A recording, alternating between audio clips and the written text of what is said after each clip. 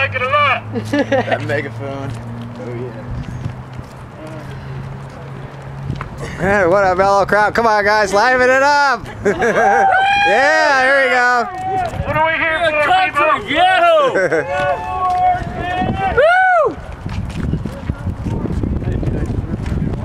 Say yes to cannabis. Perfect. For Terry Mitchell, dude, and Dana Beal.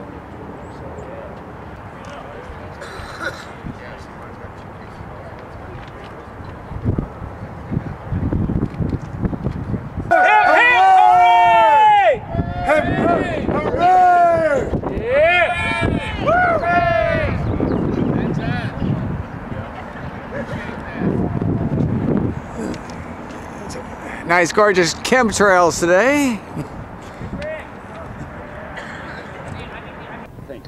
All right, Iowa Hemp Freedom Rally, let's kick it off. Let's go. I'm Ray Lakers. I'm Reverend Green. I'm the host of this rally. Terry Mitchell willed this rally to me, and rest in peace, Terry, when he passed away 2 years ago. God bless you, Terry, for all your hours that you put up here at the Iowa Legislature and the Iowa Board of Pharmacy to get medical marijuana in the state of Iowa. And I'm going to kick it off, and I'm going to tell you this right now. Miracles happen every day in Colorado. People die suffering in Iowa. Miracle number one. I can walk down the street with an ounce of marijuana in my pocket, and if the police find it, they'll give it back. How the fuck is that? Is that freedom? That is freedom. Okay, I walked into the State House yesterday to meet the senators before they broke for session to tell for them personally, thank you for moving forward and teaching the Republicans how to vote yes on a medical marijuana bill. They can call it a hemp bill, Caldwell can call it all he wants. It's a cannabis plant, and the CBD oil comes from it. It is medical marijuana. Just a plant. Yeah. So I walked on the floor on Friday after they commenced their last vote. They voted on one issue. I got in town on Thursday, and I saw that they were on session on Friday. So I said, I'm going to go down and tell these guys thanks. And the first person I wanted to tell thanks was a state senator. He's a sheriff. Carl, do you know what county he's from? Sodders? Steve Sodders. Steve Sodders. Sheriff Steve Sodders. When they voted for the hemp bill, he came out and said this bill isn't broad enough. The potheads, they wear a fine pot. The MS patients, like me, and the cancer patients, they don't know where to get it. That's the problem. They end up getting ripped off, and it's a bad situation. So I want to thank Sheriff Sodders. And I went up and thanked him personally. And then Senator Matt McCoy, he's an old friend of mine. So I've known him since before first grade at St. Anthony's. So, you know, he's definitely supportive of me. Our next governor of the state of Iowa, Jack Hatch. Hopefully everybody votes for him, because he's pushed medical marijuana. He's been our advocate. Even though they stayed strong on the CBD, that was just so they could learn how to vote yes. So they could say, hey, this plan is beneficial. These 200 children, but why aren't they getting it now? That's why I asked. I said, well, they should already have it. This shouldn't even be a debate. You know, we shouldn't have to vote on CBD oil. It should be available to these children. You know, and then we can work on the rest of the 99.00% of medical marijuana patients in Iowa. So I hope everybody understands how that CBD bill works.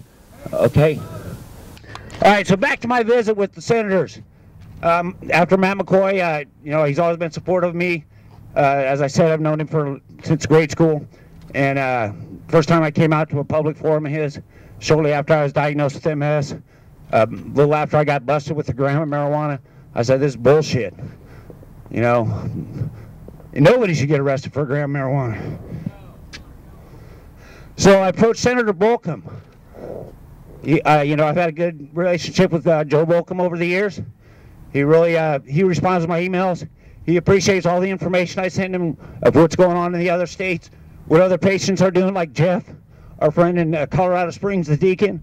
Yeah, he's pretty much beat diabetes from combustible marijuana.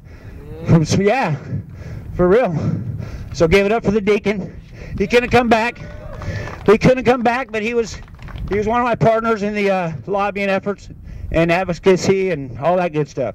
So he's down in Colorado Springs. So when I came up to Senator Joe Bolcom, and Senator Joe Bolcom, he recognizes me, and the first thing he says, "Ray, God bless you." Shook my hand because he knows I gave marijuana to medical marijuana patients in the state of Iowa. He knows I've helped people out in desperation. He says God bless me because he saw how healthy I was. He saw how good I looked. And you know what he didn't fucking say? There's that fucking pothead who smells like pot. He didn't say that. That's the shit that people be talking about me. But I ain't like that. You know, these senators up there, they respect me as a person. He said there's a man of conviction, is what he thought. There's a man that's not afraid to speak up for those who can't speak up because those are so afraid of these laws. So that's what, you know, I got ice in my veins. I'll talk to anybody about marijuana. I don't care. As long as I don't have any in my pocket to get arrested from at the time. Speaking of, I had quite a weekend there at 420 over Denver. I'm sorry, sure you saw it on the news. But I kind of got a legend of times when I go to like concerts or public events, and we just happen to be with a group of people that are smoking marijuana, you know. It finds me, you know. So anyway, we're at Coors Field up in the rock pile. You know, when they say legal like alcohol in Colorado, they don't really mean that. Because, you know, you can be drinking a beer at Coors Field and you can be lighting up and they'll just throw you out.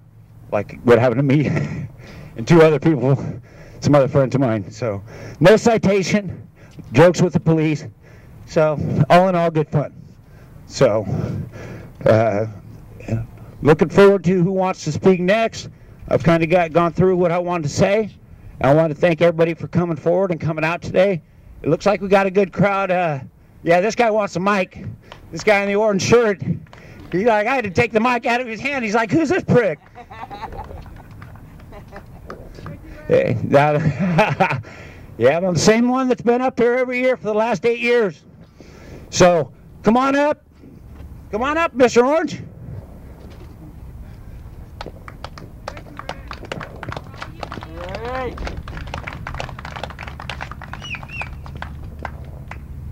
All right, Mr. Orange is coming up. I don't know his name. David Wishop. He's coming here to represent freedom at the Iowa Hemp Freedom Rally. Thank you very much, brother. Thank you very much for everybody showing up. This is an awesome, awesome turnout. Scotty? Hemp for victory? All right, next up to speak is a real good friend of mine. He's probably one of my best friends in the world. He's done a lot for me. He's always supported me. He was there. This man is the guy that brought Paul Baller's fucking ass to the grill for going to California and faking a medical marijuana card just to somehow prove a point. Basically, all he did is showed how easy it was for someone from Iowa to get medical marijuana in California. If he wanted to, all he had to do was go to the VA center, the seniors. They would have hooked him up. But I want to give a hand to Mike Page for coming out. And some of you may know him. And here's the mic, Mike. Thank you. Thank you, thank you. You know, this is called Iowa Freedom Rally for Hemp, and it is about freedom. We're here for freedom. We're here to stop, or actually to re-legalize marijuana. Marijuana used to be legal. Then we had some people, Anslinger and these guys that go around, probably maybe the greatest propagandists of all time, and people still have that same fear, that same reefer madness fear that's still instilled in them. Some people you can't win over. But when you go to the Capitol and you talk to people, or even just talk to people on the street, as long as you bring up the debate, this is the debate that we're right on. We win this debate. That's why you see the change all over the country, all over the world. And it's finally starting to happen here. We're actually seeing some advancement here at the State House. You know, there's a few different ways we can attack this problem. There's a few different ways we are attacking this problem. We have the courts, the great work Carl's doing with the courts. We have just spreading the word on yourself, bringing in debate, letting people know what's really going on, letting people know the truth about marijuana and medical marijuana. I mean, medical marijuana, I don't even understand how people can be against medical marijuana. Finally, we found a way to structure it to where even the people that were normally against it, it's hard for them to say, well, no, we can't have little children that might die not have marijuana that has almost no THC in it. That's not an intoxicant. So finally, I don't know if Branstad's going to sign it, though. There's going to be a lot of pressure on him, too, but he said over and over again he will not sign any marijuana legislation. We'll have to see. But there's a lot of, probably more pressure than he's ever thought was possible on him right now to sign some legislation to get some actual legal medical marijuana in the state of Iowa, which would be a great first step. It's only a first step, though. But it would be the first step and a great achievement once people see, like, wow, we have one form of legal cannabis, and it's not the end of the world. Society as we know it isn't crumbling to the ground like we were told for so many years. You know, a lot of people, when you talk about, oh, I'm an activist for marijuana, people are like, oh, you want to get stoned. Well, maybe that's the case, but it's not a small issue. The marijuana issue is a big issue. It's a life or death issue for a lot of people. People will die, people have died here in this state because marijuana is not legal as medicine. And they will continue to die until our work is done. And our work is not done. But like I said, we've came a long ways. You know, people that, when you go and talk to the state legislature, which anybody can sign up as a lobbyist, and I encourage anybody to go. Just go to the Capitol, they have a room on either side for the House and the Senate, and you just sign up. You get on the registry, once you sign up, you can talk to any lawmaker, and the more different voices they hear, and that's what it's all about, the more different perspectives, the more different people from different walks of life they hear, the more open they're going to be to maybe changing their mind. You're not going to win over everybody, but every year there's a few more people that join the right side, the side for freedom, for liberty. And that's what we're really about here. You know, there's the marijuana laws in this state are insane. What happened to me is I sold marijuana. Okay. All right. Yeah. I never felt bad about it, though. Hell no. You know, I didn't think I was really doing anything morally wrong. None of us ever did. But what happened to me, I got raided, and I knew it was a 5-year sentence. What I didn't know is my daughter having a gram of marijuana was a 25-year sentence for 1 gram. So I went to prison. And I got a good lawyer. You got to spend money, I guess. And I got a reconsideration, but I had a 5-year mandatory. I mean, you're facing 25 years for 1 gram of marijuana. How is that even possible? It shouldn't be. And there's people right now in prison going through the same thing. So this is a big issue. This is an issue about freedom, a life or death issue. These people up at the Capitol, people stand in the way of legalizing medical marijuana. They have blood on their hands. There's no other way to look at it. People are dying because they're standing in the way of progress. So the more we do, the more we just talk to people. There's a lot of different ways to be active. Just having conversations is a great way. The more people hear about it, the more you talk about the research. You know, a great example of that, the Iowa Board of Pharmacy. They didn't want to do their job. They had to be forced to do their job. And once they actually seen the research, once they actually seen the thousands upon thousands of pages of research, listens to people from all, not just all over the country, but all over the world that came to Iowa to tell them about the research and all the facts behind medical marijuana, they completely turned around and gave a unanimous vote saying, listen, we've looked at the research, we have no other way to look at it, but marijuana is medicine. And they sent a bill to the Capitol, which their whole point of being in existence, one of them, is so we don't have lawmakers deciding what medicine is. We're not supposed to have politicians telling us what medicine is. We should have people in the medical profession. Well, that organization said, okay, we're your consultants, we're your advisors, we're saying this is medicine. Then you have people like Chloe Bodler saying, oh, no, I don't care what you say. I'm not a doctor, but I don't care. I'm going to prove you wrong. I'm going to go to California and I'm going to lie to get a prescription for medical marijuana. Well, that's illegal, by the way. So we tried to get him in trouble. Actually, just tried to get him fired, really. Ethics committee says, well, it's not against the ethics, against our ethics.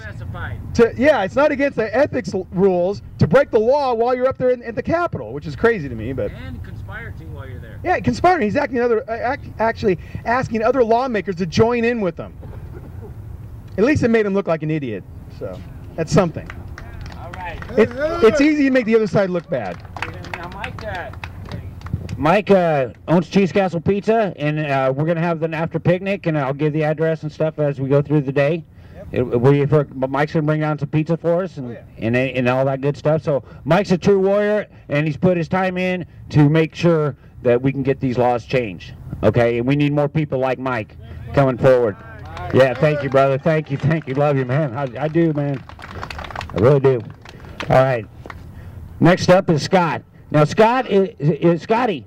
He's a nephew of Carl. Carl's a gentleman who used to come out to the rallies with my friend Dennis Patterson, who lives in Jamaica now. But Carl used to come out he was at the pharmacy hearings. Why does he live in Jamaica now? Because he owns a Purple Haze Villa. If anybody wants to go to Jamaica, I'll hook you up with the guy that's got a hotel down there. Dennis Patterson's his name, Purple Haze Villa. Negro, Jamaica. I need to get my passport and go see him. I really do. Life is too short to not go to Jamaica. All right, Scott is Carl's nephew. Scotty has been coming since he said he went to Chicago. He said he went to marijuana rally back in the 90s in Chicago. And he's got a few things to say. All right, bring it, Scotty. Let's go, Scotty. Yeah. All right, ladies and gentlemen. We're here for medical marijuana. Yes, our state did pass a law to help the children, but what about everybody else? So every adult that wants medical marijuana is a pothead? No, they have pain in their back, they have pain in their feet, they have pain in their whole body, but they don't want to let us have our medicine. They want to give it to they were worried about the children, now they got a bill for the children. What is going on? Give us our medicine. We're not just stoners, we have aches and pains, we need this. We don't want to be addicted to morphine. Like he said before, my uncle lived in the state of Iowa, and the doctor told him that he would never be off of morphine. He'd never be off the hard narcotics because he needed to live for the rest of his life. And he moved to Colorado, and he smokes marijuana, and he hasn't touched morphine. He hasn't asked his doctor for any. He didn't go to Baldy wondering if he could get a few extra Oxycontins. He went to his medical physician and said, I need marijuana, and they said, go ahead, grow 20 plants if that will soothe your pain. And that is exactly what he did. You know, it was no front to just be a stoner. He really needed this to make his life better, and it has worked. You know, for the doctor to tell him you're never going to get off narcotics, and he says, so what? And Iowa State busted him, and he took it to the Supreme Court and got off on legal search and seizure because he'd been using it for years.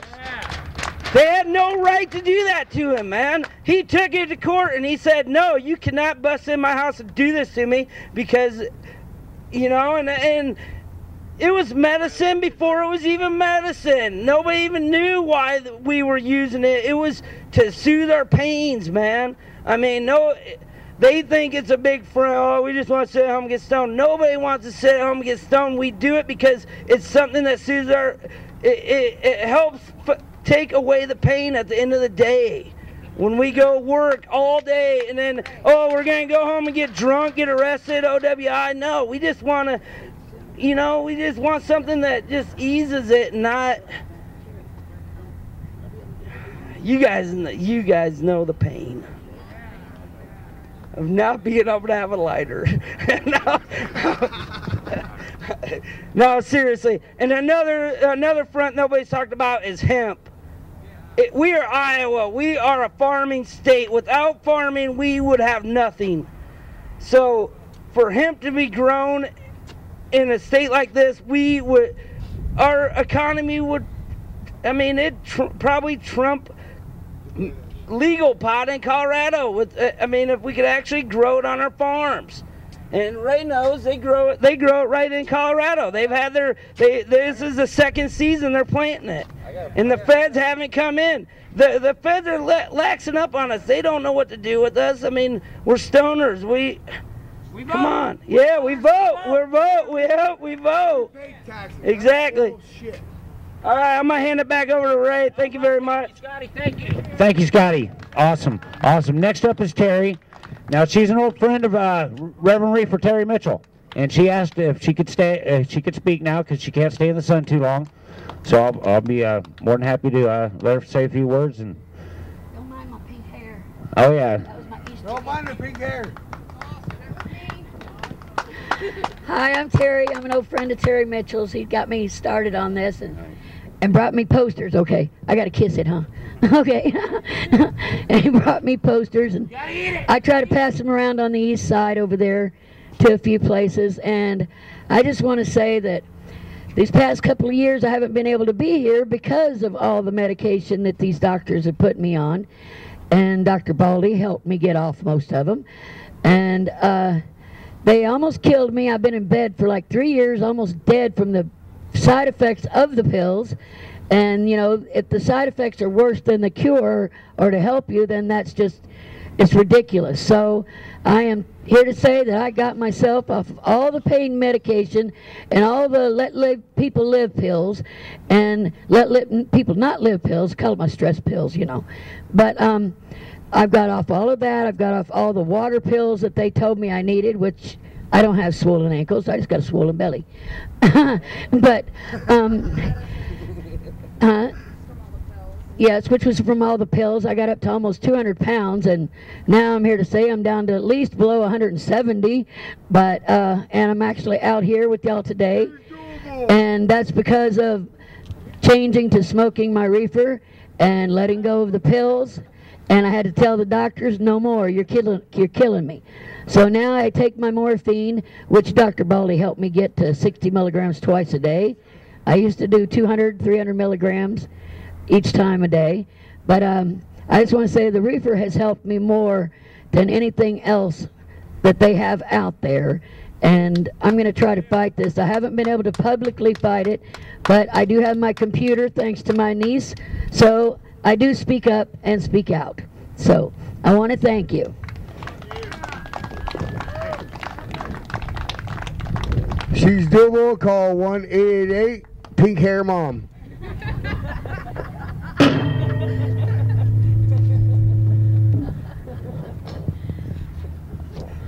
All right, I'm Marco, and that's all right. I'll introduce my. No, I need no introduction.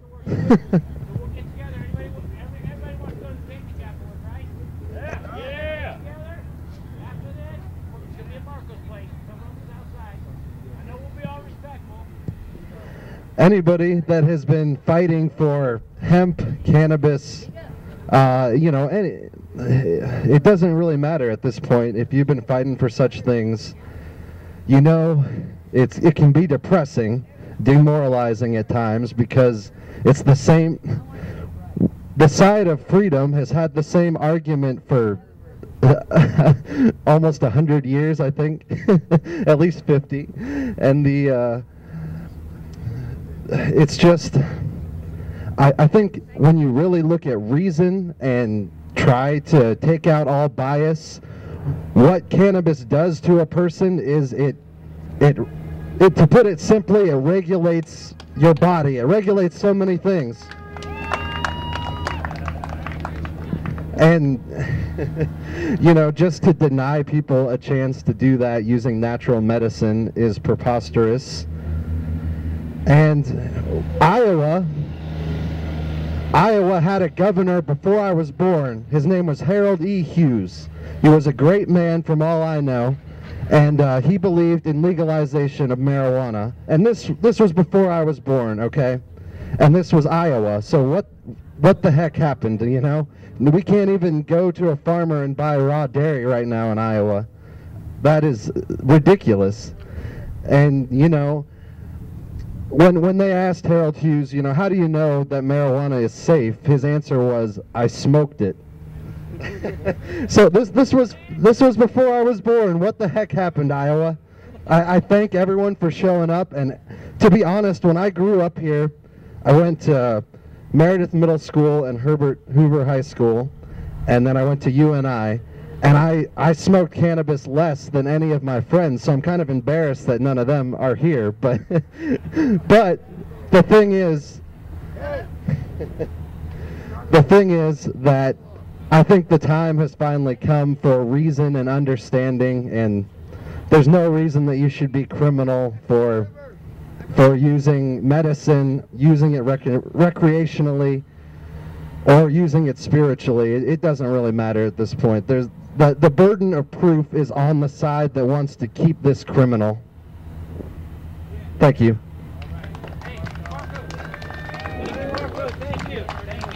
Those are some awesome words, Marco. Thank you. I really appreciate that. And thank you, because you reminded me of something when I heard you talking. When I heard Marco talking, and I heard about all these lawmakers that are worried about THC in the marijuana, taking the high out of the marijuana. They're worried about taking something that they're never going to fucking use. They're never going to use THC. They're never going to use marijuana. And you know what? When they need marijuana, it's going to be too late. Their health's going to be so declined. Somebody to say, try marijuana? Nope, it's too late. So, they're trying to take the THC out of the marijuana. They want to take the high. Have they taken the high out of OxyContin? Hell no. Steve Lucan. Steve Lucan said when he took over as the drug enforcement of Iowa, the drug czar, that his #1 priority was going to be heroin. Well, you know what? I fucking almost lost my daughter last summer to heroin. Fuck Steve Lucan. So please, anybody who wants to take the mic, come get it. Carl Olson. Carl Olson has done more for marijuana law reform in the state of Iowa than anybody. Carl abstains from using marijuana. And I long for the day where Carl can come to Colorado, or I can come to Colorado, and he can enjoy the marijuana once again. Yeah. Look forward to it. All right. Well, I have been working on this issue here in Iowa for a long time, and I've certainly been discouraged and all that different stuff, and been through all these different phases. I finally got to thinking, you know, that what's missing is that I was leaving out the courts and the administrative agency, and that was probably kind of on purpose. You know, I was hoping we'd go from complete criminalization to complete legalization overnight, and, you know, that's kind of a big goal to have. So I started thinking, well, you know, we need to make some progress. If we can't do everything, we need to do something. So I decided to go after the Board of Pharmacy. Yeah! Yeah! Yeah! And my argument was that marijuana has accepted medical use and treatment in the United States because at that time 12 states had accepted it. Now, isn't that accepted medical use in the United States? 12 state laws? Like, what is this? Like, so why is this foot dragging going on with Schedule 1? Why do we have marijuana classified as having no accepted medical use and treatment in the United States? There's been a big change in the United States, and it's like the laws become out of date. So I decided to present that to the DEA and to the Iowa Board of Pharmacy. And in my DEA case, they said, well, what's your problem? You know, like, you don't have an injury. And so they threw me out of court. But in Iowa here, I felt like I live in Iowa. I'm a citizen of Iowa. The state represents me. At the federal level, it's a little different. The state of Iowa really represents me at the federal level. And the state represents me at the local level. So I have a little bit more say as a taxpaying, well, as a citizen of Iowa, I have more say at the local level. So I filed a petition with the Board of Pharmacy with this argument, and they rejected it. And they said that, well, I didn't present any evidence, any scientific evidence. And I said, well, gee, I mean, state law, doesn't that kind of prove the science? I mean, do I have to prove that all over again? These states have accepted it. They must have looked at the science. That's done. We're not going backward here. And so they said, well, I didn't show that it doesn't have potential for abuse. Well, that's a big mistake because the other schedules, every single schedule says that the stuff in it has abuse potential, so it's not really relevant to the question of medical use. Schedule 1 and Schedule 2 are identical, high potential for abuse. The only difference between them is medical use, and so the court said that's not relevant. This guy's saying that it has accepted medical use in the United States. He's not talking about abuse potential. You made a mistake, you have to do it over again. Well, after they got that reaming from the Iowa District Court, they decided to take a serious look at it. They held 4 months of public hearings, and they looked at the science, and they ruled unanimously this is medicine. and recommended the legislature reclassify it as medicine and that we establish a medical marijuana program here in Iowa. And the legislature has ignored that for 4 years, okay? And the law was written by the legislature, and it assigns the Board of Pharmacy the duty to review the classifications and advise the legislature. So what was that all about? Why did they write a law saying the Board of Pharmacy has to tell them what to do, and then when the Board of Pharmacy does that, they just ignore it? Like, where's the due process in that? It's like we've been deceived. I mean, all these years we've had this law in the books and nobody's used it, and so I go and use it, and they rule unanimously in my favor, and then the legislature just does nothing about it, and I have no legal recourse because the legislature is not obligated to pay attention to the pharmacy board. It's just like an expectation that we all have that they would look at science, that they would listen to the medical experts. Well, now we got this cannabis oil bill. And what happened here is a bunch of mommies with a bunch of kids with epilepsy come up here and camped out in the building here for weeks, months, and forced them to deal with children with intractable epilepsy. And they had to do that in front of TV cameras and news media. I mean, every day there's 10 stories in the newspaper and on the TV. This is just non-stop. And they broke down. And now they passed a law that says it's okay for you to violate federal law. You can cross state lines with an illegal substance. You can go through Nebraska, it's fine. They don't care. Oh yeah, they do. They say it's a federal crime. They say it's a state crime. You can't come to our state and break the law. They say you can go to Colorado and buy this oil. You can't. It's not legal for Colorado to export this stuff out of the state. That's one of the conditions the federal government put on them. Said, we'll give you a break, but you can't export this stuff out of your state. Well, our Iowa legislature says that's fine. So they just broke down. I mean, I've lived in Iowa a long time, and I have never seen a law as crazy as this one. So the way I characterize this is the Iowa Board of Pharmacy, well, the Iowa Controlled Substances Act is the House, okay? And these guys are the landlord. And the Iowa Board of Pharmacy is the smoke detector, okay? And the smoke detector went off 4 years ago. The house is burning, okay? So what the legislature does is says, you need to use the fire escape. Cannabis oil. Now the question is, the absentee landlord is gone to Florida. They don't even know if the fire escape will hold you. So now you go to the fire escape and just hope and pray that thing doesn't collapse when you try to exit the building. Well, the building's still on fire. The smoke detector still went off. These mommies went to the Board of Pharmacy earlier this year, and the Board of Pharmacy says, we still agree with what we said 4 years ago. So nothing's changed. The house is still burning. The smoke alarm is still going. Hey, Terry, how are you? Get going. All right, nice to see you. Thank you. So that's a couple big things that we need to be thinking about here. Because up until now, this has all been like a law and order thing. What's gone? No respect for the law whatsoever. The Iowa legislature doesn't care about federal law or state law in any other state. That's out the window, so we're not going to hear that again. What else did they break down? Okay, cannabis oil is not FDA approved. Hasn't that been an argument? Haven't they constantly said you can't have medical marijuana because it's not FDA approved? Well, now you can. FDA approval doesn't matter. So we need to remember this, because next year, when we start arguing with these guys, if they give you some crappy argument like that, say, hey, wait a minute, you guys voted 38-8. Are you one of the 8 people that voted against this, or are you one of the 38 that voted for this? In the House, they voted 75-20 in favor of this. Are you one of the 20 guys that said no, or are you one of the 75 that said it was okay to violate federal law and FDA don't matter?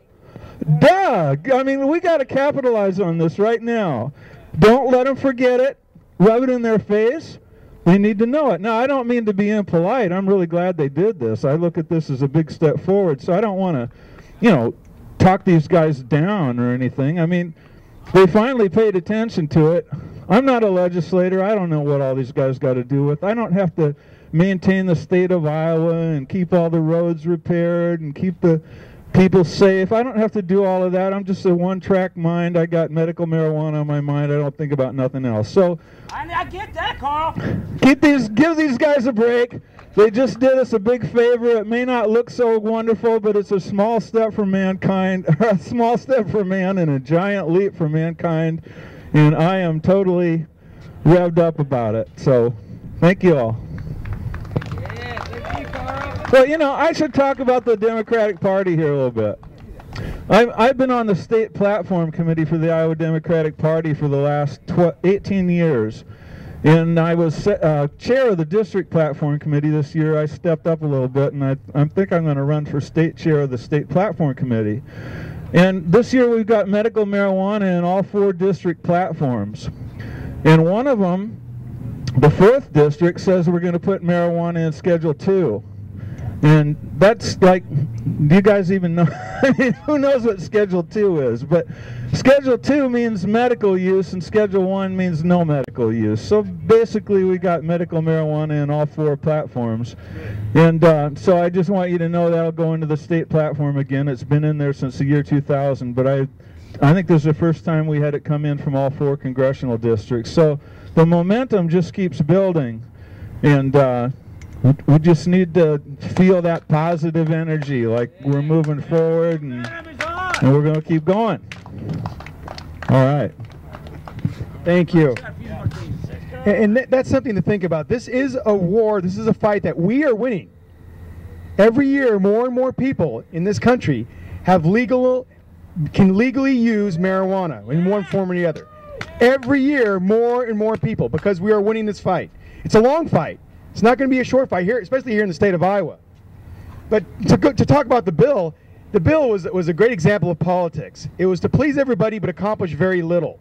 And that was their whole purpose of this. I want to feel good that I voted for this, but I don't really want it to accomplish everything that's supposed to accomplish, that we were saying it's going to accomplish. We just want to feel good about it.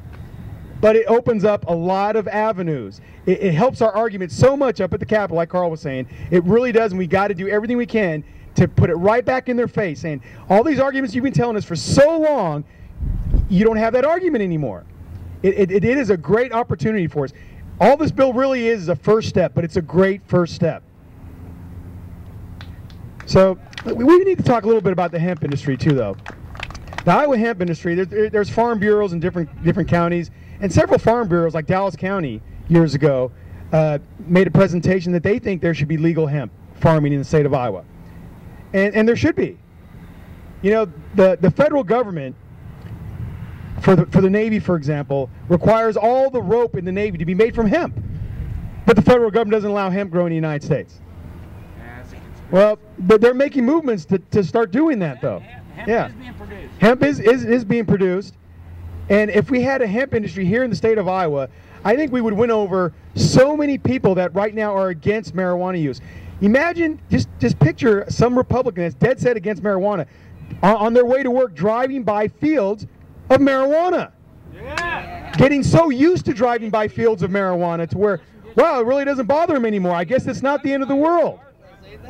I mean, that's another way to win people over. The hemp industry would be such a big moneymaker in what the state is, an agricultural state. It would end up being the largest cash crop in this state. You know, we have farmers, we have to rotate crops. We have to have years where we don't have, you're not supposed to grow anything but weeds. Well, what weed could we grow here to replenish the soil? We have a great crop we could grow here. It is. All right. Thank you. Carl, you got a few more words to say? That'd be wonderful. Thank you. Thank you. Yeah, as I listen to people talk, I think of stuff, and so the hemp, yeah, I mean, you know, there's some, man, this is deep. It's just a lot of stuff going on. But in February, Congress passed the Agriculture Act of 2014, and it legalizes hemp. First time. Anybody know that? And all you got to do is have a state law corresponding to it, and you can grow hemp for agricultural research. And it just says research, too. I don't think it's limited to agriculture. And Utah's already enacted a bill, March 20th, authorizing the production of hemp at their state university. Man, we should be doing that at the University of Iowa. And they passed their cannabis oil at the same time and called it hemp oil in the same bill. Now, is that coincidence? Like they got hemp oil and agricultural hemp in the same bill? We need to start making the case that we should be doing this in Iowa. Man, we used to grow a lot of hemp here in Iowa. Let's get started. Now Congress has authorized that in February and Obama signed it into law. How many people here knew that Congress legalized hemp 3 months ago? Yeah, just a few. Anyway, I didn't hear that mentioned here today, and I just thought that's really important that we don't leave here today without everybody having that knowledge that Congress just approved hemp. That's a big deal. Since 1942 is the last time we had legal hemp in the United States. All right. All right. Thank you, Carl, for the hemp education. And I'll tell you what, there's one person that needs a little hemp education. That's Chloe Balder. Because Chloe Balder thinks that hemp isn't marijuana. Hemp is cannabis. Hemp oil is medical marijuana. CBD oil is medical marijuana, no matter how you slice it. So right now, I got a gentleman that wants to come speak. His name's Michael Kane. He's got a few words. I kind of put him on the spot, and then I'm going to let Chrissy speak. So give it up for Michael Kane. He's got a few things to say to y'all. What's happening, guys? Can't believe it's 2014 I'm still getting up here talking about this shit. Can't hear me? Can't believe it's 2014 I'm still coming out here talking about this shit. It's ridiculous. You know, the problem is they're talking about it being a big money maker. That is the problem. And the people lobbying against it are the ones with the money and the ones that risk losing money by letting it be legal. I can carry around this cancer in my pocket, but I can't smoke a joint, something that's healthy for me. Every day I gotta worry about getting hurt at work, losing my job, losing my kids, because I smoke a plant. I smoke a plant. It's just putting me in jail is just funds to feed the machine. I didn't really have a lot prepared to say today, but everybody touches on the medical aspect and the hemp aspect, but I think I should be able to smoke a joint no matter what. I'm a 30-year-old healthy man. Don't have any problems with me. I can go home and kill my liver with a bottle of booze, but I can't cleanse my soul with a plant. It's sad, man. And there's a bit of people here, but this fucking place should be full of people. And if it was 10 years ago when we started doing this, we wouldn't be standing here today. Every one of us needs to go in there. I know quite a few of us have lobbied here before and went in and talked to people. Carl's been working this fight for a long time. Every one of us needs to do that, and a lot more. But really, it is a runaway train. I think it's inevitable. It's going to be legal everywhere on a federal level. It will. Yeah. It's just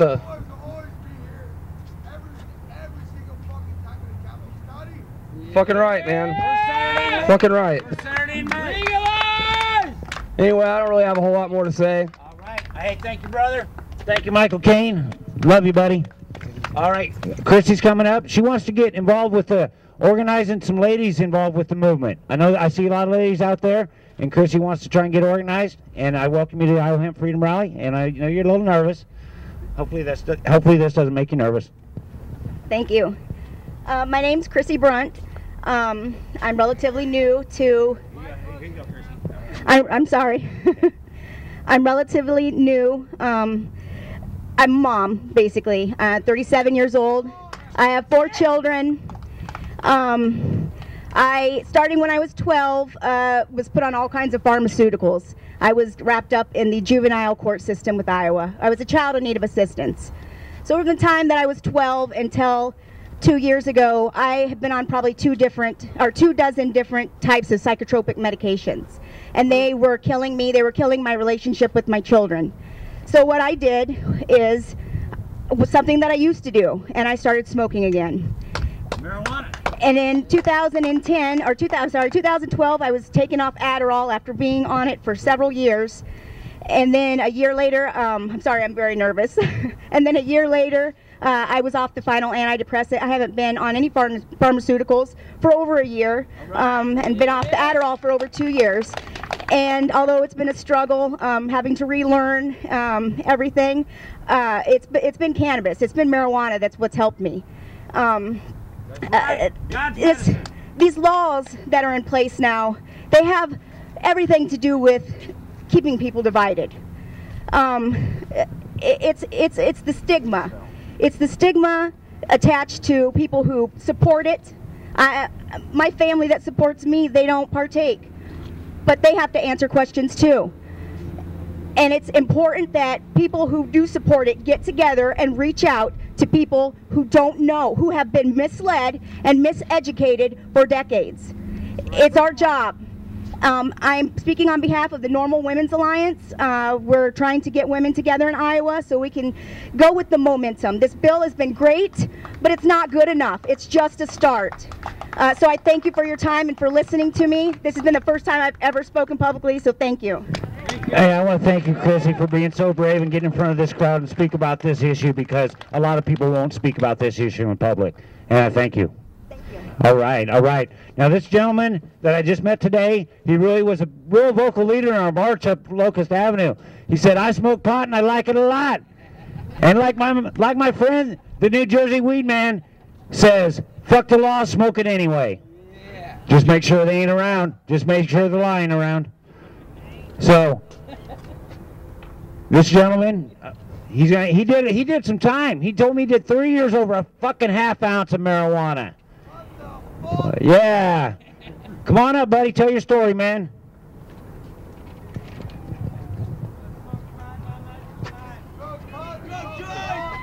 All right, let's give it up for Jake. Jake is a true warrior, a cannabis warrior. He's put in his fucking time. Warrior! How's everybody doing today? I really love marijuana. Yeah. You're right place. Yeah, this is bullshit. I got fucking caught in Michigan and I did about 14 months in Michigan before I came out here for the same reason. And I made it about 4 years before I got caught again. And I did another 3 years. I just got my freedom back last year. So I've been fucking living it up. And it's fucking awesome.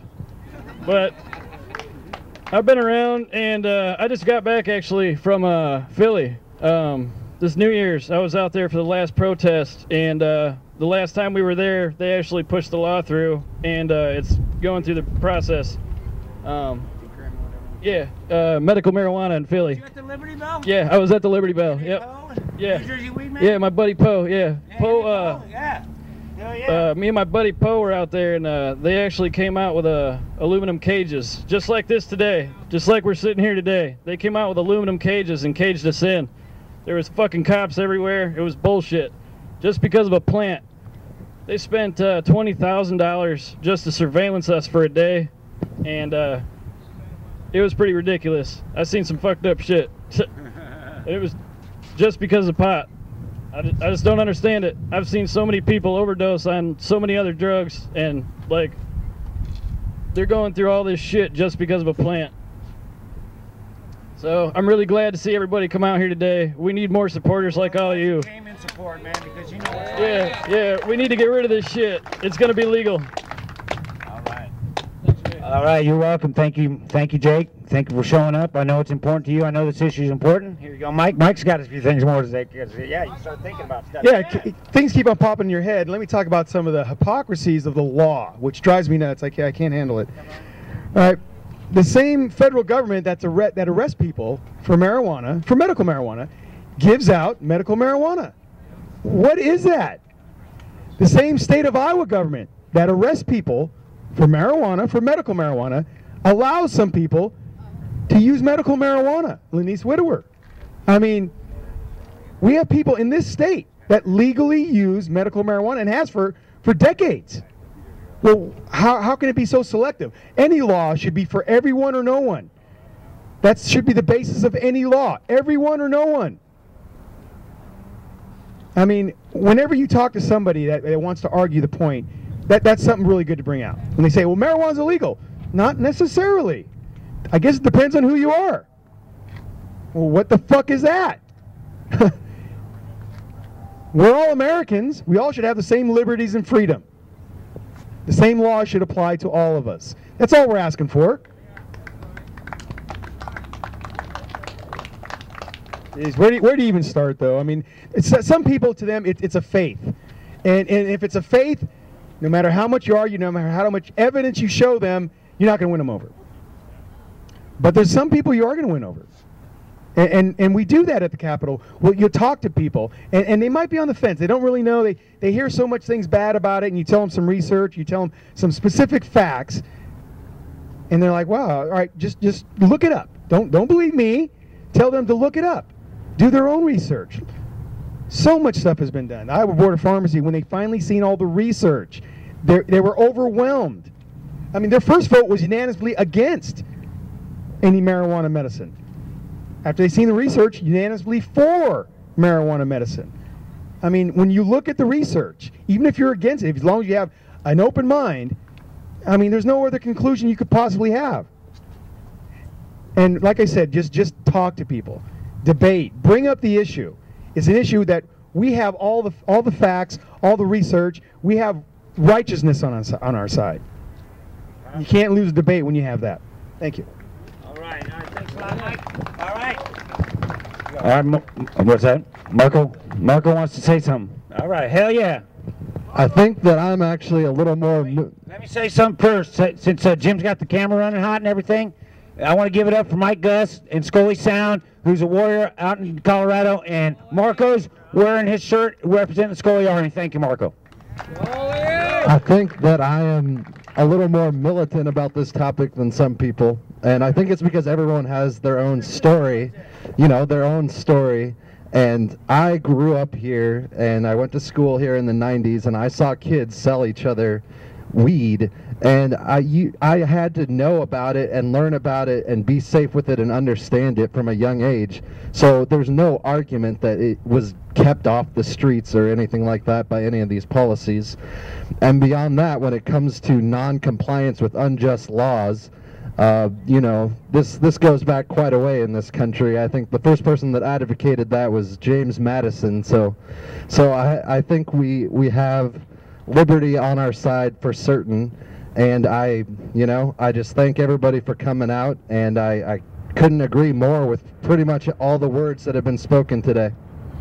All right, thank you, Marco, and really, man, thanks for representing Scully Army. That's big. That's big for all of us on the South Side. We love that, man. So at this point, I know I see some other faces out there. I think they want to get up on this microphone. Come on, it's hot. Come bring it. Come say what you have to say. All right, I've been waiting for him. That was one of the faces I saw sitting out there that hadn't got up on the mic yet. And his name is Bob Mankey. He's a true warrior. And let's give it up for Bob Mankey. Freedom fighter! Thanks, guys. God bless you. This is not the first time I've ever wore this kind of t-shirt. And I want to express public thank you to Ray and all the friends who've got the balls and the spine to stand up in front of this State House like we're doing right here, listening or speaking. You are wonderful for having this kind of courage, because you're what leaders look like. These guys want to tell you that you have to have your rights dispensed by some kind of a king. There are no kings in America. There are we the people. We do not ask the federal government to hand us our rights. There's no king who has these rights to share with you. They're your rights and they're mine. I have been arrested, fined, probated, jailed, you name it, for growing and smoking pot here in Iowa. I am permanently and totally disabled. I am on OxyContin's dad, okay? Years ago, I went out to Oregon, and in front of my ex-wife, who's a retired federal registered RN, I mean, soaked to here with reefer madness think, okay? And she watched me in shock kick morphine with pot. Yeah, I really did it, okay? I'm on big OxyContin at one time. Now, I've cut it way back. How's that? Marijuana. Oh, that's not supposed to happen in Iowa. Well, kiss my ass. Well, that's the way it is. Folks, first time I wore a shirt like this, I was very fortunate to be blessed by Carl Olson's tremendous work We're so grateful for you, Carl, because Carl was who led that charge to get us in front of the Iowa Board of Pharmacy. And it didn't go where you really expected it to, because it's the real world. When you have the courage and the energy to push, things happen, and it's the law of unintended consequence a lot of times. And that's what these idiots are about to find out. Because we have a message for Carl, from Carl and those like us to Clell. The camel's nose is under the tent! It's already done.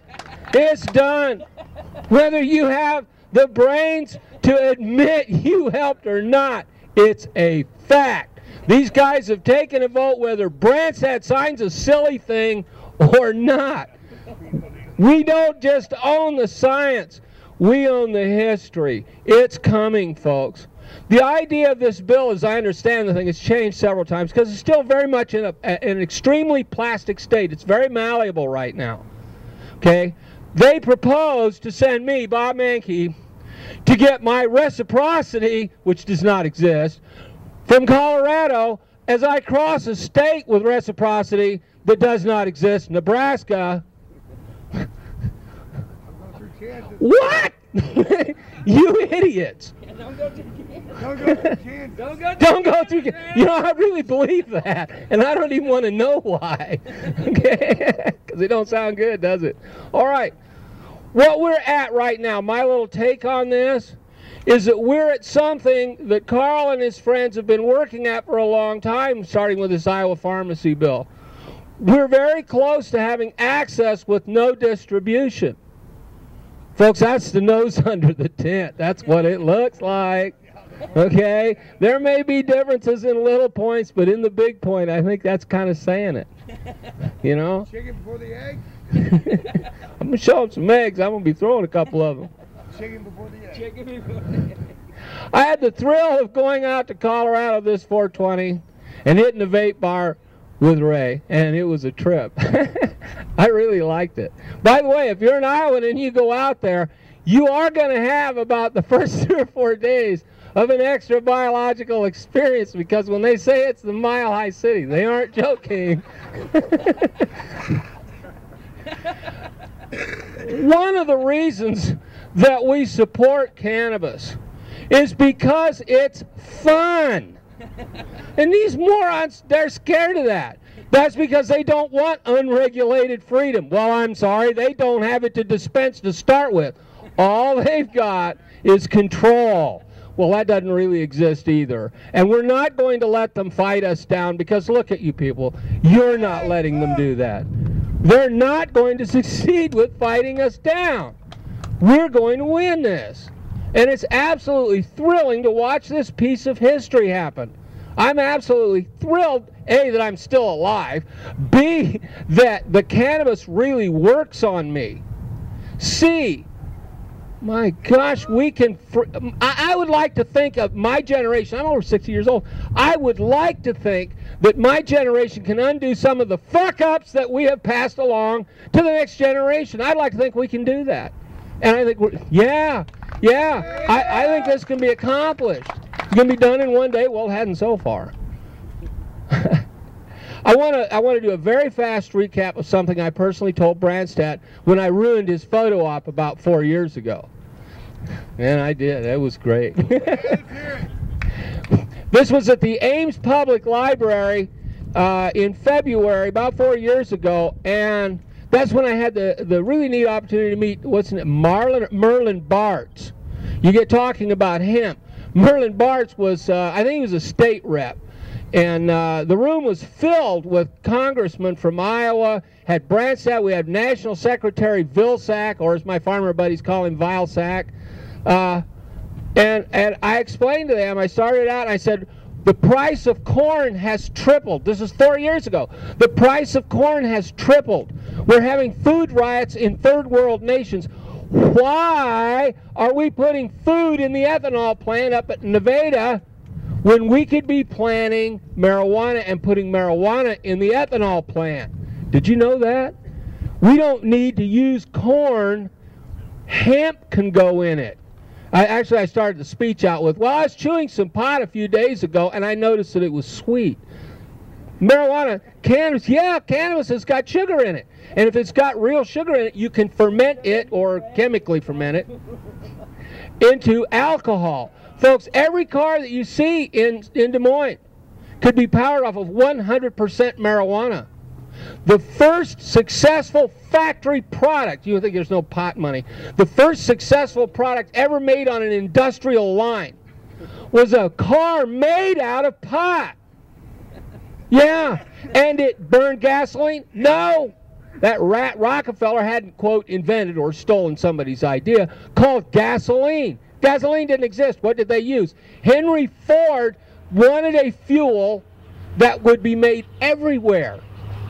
It's cannabis. It was legal back when he invented the car and when he invented the factory production line, because America invented that stuff. This isn't a new idea. It's been crushed because big money hates it. Why do they hate it? Because it's unregulated freedom. It's local power, and that's what you've got to have. That's why our country is sick. We've gone to something very large when really we should be local politics. Tip had it right. All politics is local. I want to close right now and tell you thank you very much. God bless you.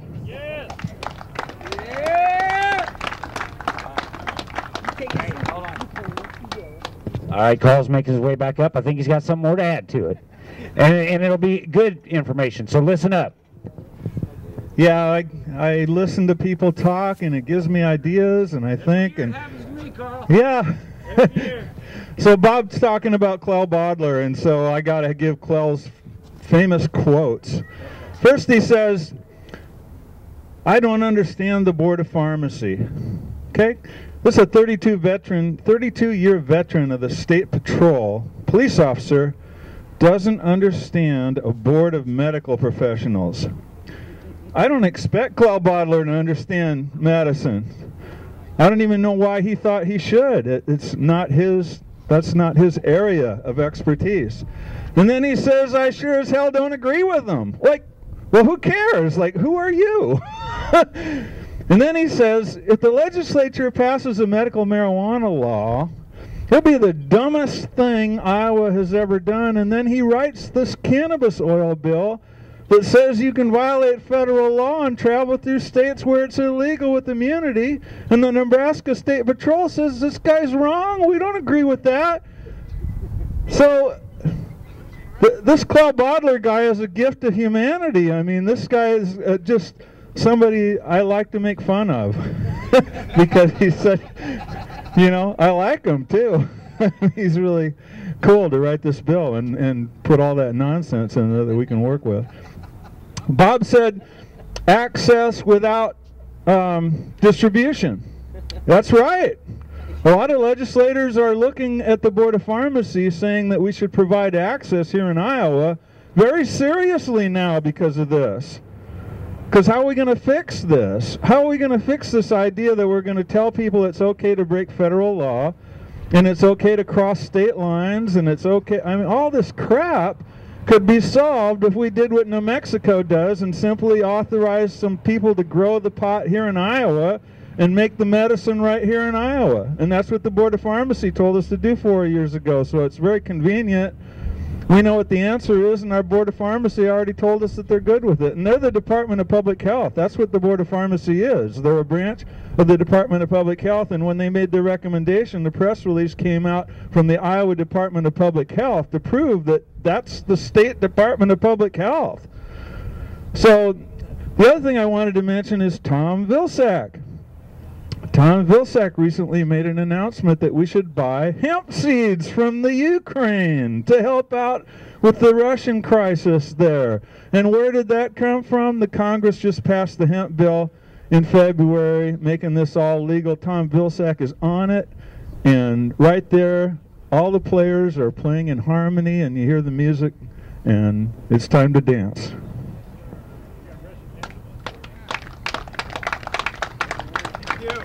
Next. All right. This next gentleman, I asked him if he wanted to speak. He's got an Iowa Normal shirt on, so I figured he's got something to say. And I said, hey, why not? So come on up. Welcome to the Iowa Hemp Freedom Rally 2014. This is the first rally I've ever been to, This kicks ass. It's fucking cool to see people doing this. A lot of people don't have the courage to do it. I recently just got arrested for cannabis, and it's fucking bullshit. I was walking through a park with my friends, and a cop came up to us and stopped us, and he asked if he can go through my things. And so I told him if he wanted to search me, I have my attorney's card right here. We can go ahead and give him a call. Grabbed my card out of my hand, said, "You're not calling anybody," rifled through my shit, found my cannabis, and fucking arrested me. So currently I'm on probation for that.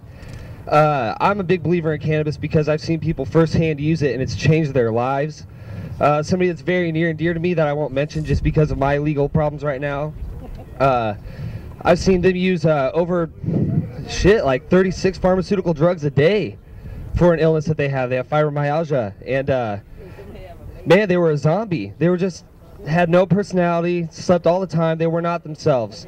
There's actually literally a year that she cannot recall because she was so drugged up. And I told her maybe you should start using cannabis. Maybe that'll help you. And now they're happy. They're more social. They have a life. No pain. No pharmaceutical drugs whatsoever. It's pretty fucking cool. I like it a lot. I think a lot of people need to do it.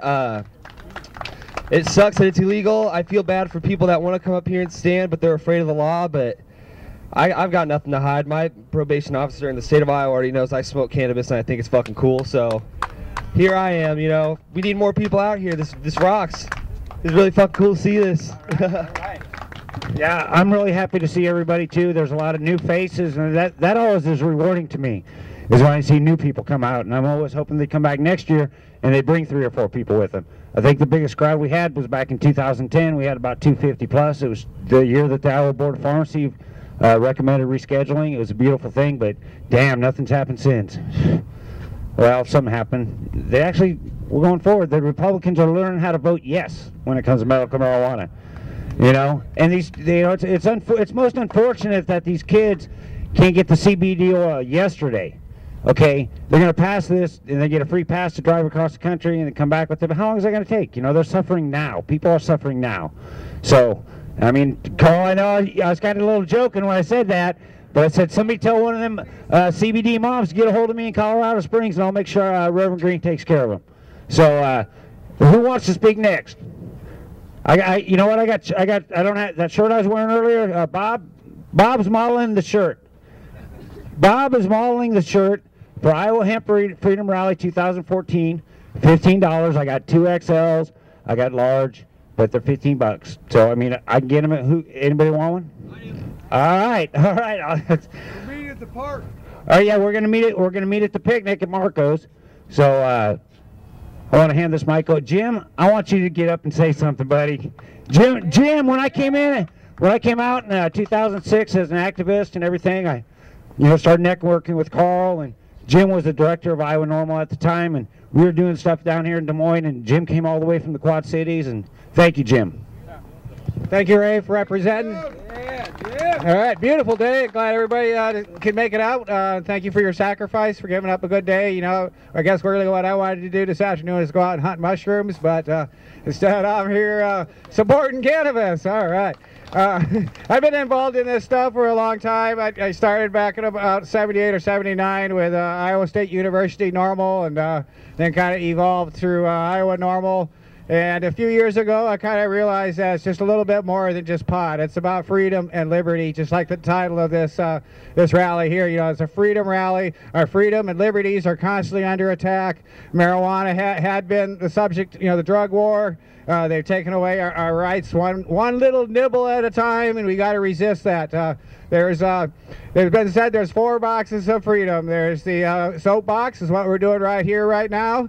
There's the ballot box, the jury box, and then the ammo box. So right now, the First Amendment's under attack. You know, mainstream media, I don't bother watching TV anymore. I get everything off the internet because you know, they're attacking our First Amendment. They're talking about censoring the internet. People have serious YouTube channels. They get their channels taken down, so everybody complains. So we got to continue the First Amendment. That's the very first step of you know, our freedom.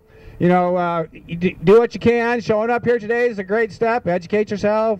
Call in talk radio. write letters to the editor, you know, show up at public meetings and ask serious questions, which moves us on to the second box of freedom, which is the ballot box. You know, show up at these rallies for these political candidates and ask them serious questions, you know.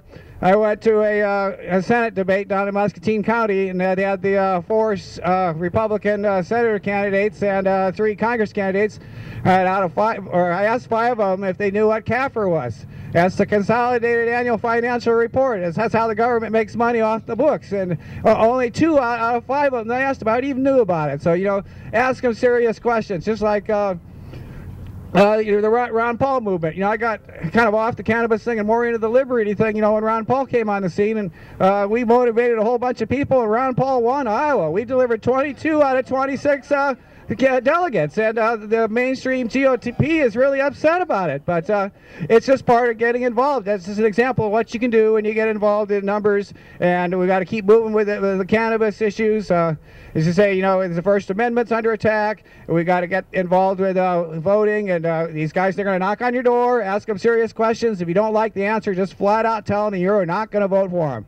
And they keep hearing that, they're going to start saying, instead of no, they're going to start saying yes.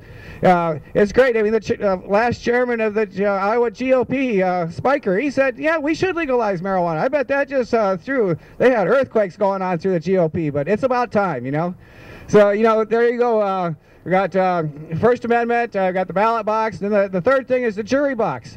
You have that right when you sit on a jury. If, you know, okay, maybe the guy really is guilty, he broke the law, but you know, you think the law is wrong, you can vote not to convict. The judge will tell you, no, you have to follow my instructions. No, you don't. If you think the guy, you know, okay, he's guilty, but he doesn't deserve the penalty, don't convict him. You know, I was jury nullification. Yep, and at the same nullification, it's an important concept. It's like that's what's happening with the states that are changing these cannabis laws. They're nullifying the federal government. The federal government definitely doesn't like it. And so, you know, when you get your chance to sit on the jury, you know, try not to shy away from it. But if you get on a cannabis case, you just, you know, you don't have to say why. You just have to say, I'm not going to convict. I was in the Dollar General store down in Bluegrass a couple days ago, and this gal said, I just got off jury duty. I go, oh, yeah, what was the case about? Oh, it's just some guy, marijuana possession.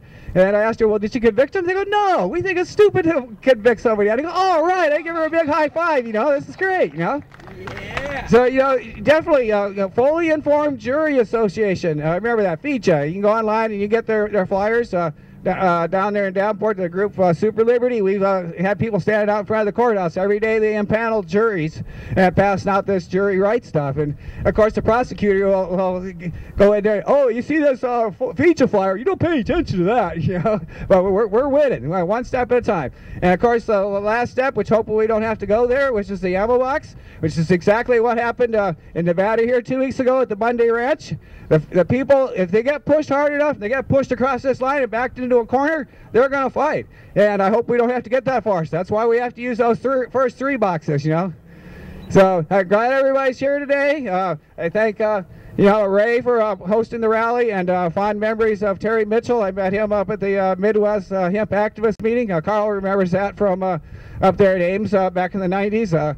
Derek Grimmer, he was running Ames Normal back then. That's when I met Terry and a bunch of these good people. And I'll miss Terry. And another good buddy of ours, Kenny Nems, he was with the Iowa Grass Roots Party. They made the hemp float, this nice parade float. They ran it in parades at the Iowa State Fair and up in Waterloo, and they kept doing it in Maquoketa. And so he's another guy that we lost. And let's see, we got the leader of Normal up there in Madison. Do you remember his name, Carl, or anybody? He's passed away. Yeah, Ben Mazzell, he passed away. And we lost Jack Hara. And, you know, I'm not no youngster. And I've been doing this stuff for 30 years, and I want to see it legalized before I croak. So let's get her done, all right? All right, thank you. Anybody else want to come on up and share? I just want to present us a law change that probably nobody's aware of. This happened several years ago when my son was imprisoned because he had a PO violation. He exceeded 3 nanograms in his piss test. I worked with the Iowa State Ombudsman while he was locked up, and here's your change. We have here in Iowa tripled the trigger amount that will parole violate you for urine THC, and it's now 9 nanograms. Immediately, several people were set free from jail, and this is how we incrementally fight back. Because we are losing our freedoms incrementally, and it's a disaster, and it doesn't have to happen. We can successfully push back, and I'm presenting this to you as a place where I know for a fact that the pushback happened. We tripled it, and it let people out of prison immediately. Thanks for your time.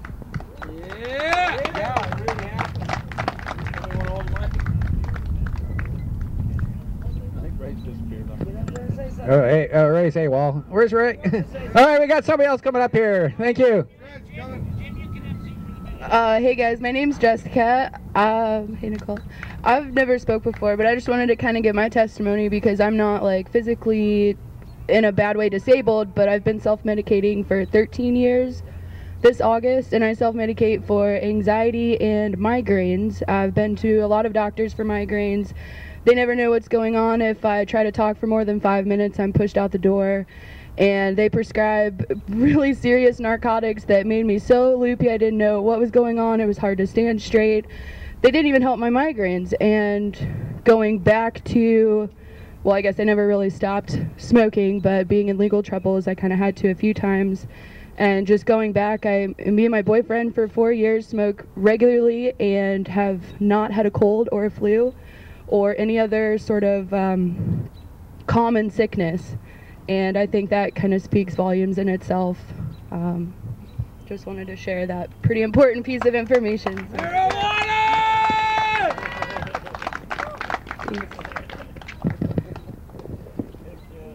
Yes, you know, here in Iowa they had, was it 2 of the patients that were involved in the compassionate cannabis program back in the 90s. I don't know, Carl, do you know how many guys those guys are still left? I don't know. There's 4 of them left. I think it started out being 12. Yeah, they're taking it away. They don't have a doctor to give them the script. He retired, and they can't get a doctor to give them medical marijuana anymore. Well, yeah, because they had that compassionate program. I remember George, we used to see him up here at these rallies all the time, and he'd have his nice little tin, you know, it had like 300 joints on it, and all of us are going, oh, wow, cool, you know. So, you know, I'm still praying for George, and hopefully he'll continue, of course, to get his medicine. I don't know if he's still here in Iowa or not, but that was what kind of, it was kind of the hypocrisy that everybody was talking about, how we could have 12, and then they whittled down to like 5 patients in the country that the federal government recognized marijuana was working for them. It kept them alive for years and years and years, you know.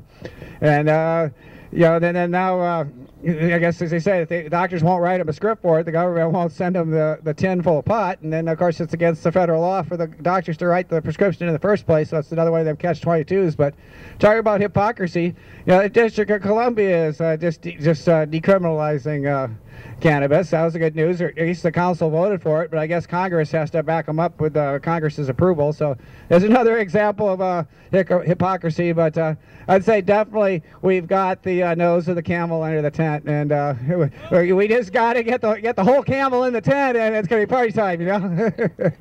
Okay, we got anybody else want to come up? Yeah, come on. We don't want no dead air. We're live. To add one last thing from me. You know, I will have to tell my little boy about cannabis, whether it's legal or illegal. It's just something that exists in our state. And, you know, my significant other is deathly allergic to guacamole, but I don't go, you know, around telling people we need to ban avocados. So I just, you know, I think in pre-2008, I worked for a guy for free, went on to be the president, and he smoked more cannabis than probably any of us here when he was in college. So if he would have got busted, what do you think he'd be our president now? No, probably not. Then in 2012, I worked free for Ron Paul, and he's been fighting that fight for most of his life, so I'm very grateful for him. And then I voted for a guy that said, you know, I smoked cannabis and I never exhaled, and I still support him. So you do have other options, state, federal. Look to people that are making common sense. Doesn't matter if they're red or blue, or preferably, you know, Libertarian or Green Party. They make a lot more sense. But anyway, thanks again, everybody. Hey, don't forget to tell them that's my shirt. Yes, Scully! Oh, at least one last thing. Just to start thoughts on growing hemp agriculturally, ecologically, it would open up more room to restore the native habitat, and I know a lot of that's going on in Iowa right now and in the Midwest, across the country in general, losing species and stuff and food. I mean, there's a million and one things that can come from bringing that sort of things agriculturally. I mean, it's amazing. Like, if you just even start thinking about that, it'll open up many more doors and ways and reasons why this needs to keep pushing forward. So think about that. Let's do a little game show here. Let's see how many things we can name that are made out of that can be made from hemp. So I'll just start with the first one. The first American flag. Rope. The Constitution, paper. Okay, what else? Yeah, Thomas Jefferson's favorite pipe loadings. That sounds good. Building materials. Yeah. Cereal.